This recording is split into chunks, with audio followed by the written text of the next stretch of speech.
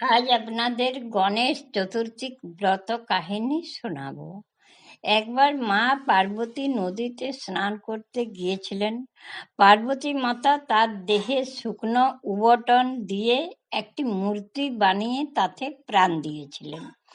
তার নাম রাখা হয়েছিল গণেশ।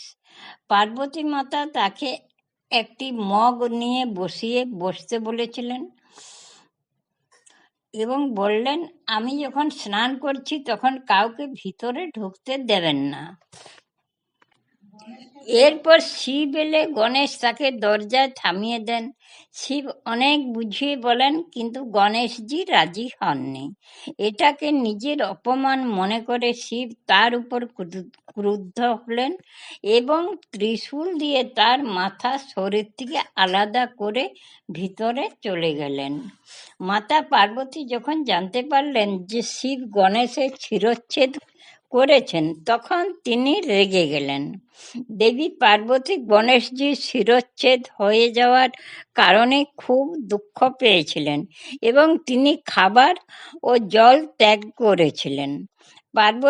পার্বতীর অসন্তুষ্টি দূর করতে শিব গণেশজির শরীরে হাতির মাথা রেখে জীবন দেন। এই ঘটনাটি ঘটেছিল ভাদ্র মাসের শুক্লপক্ষের চতুর্থীতে।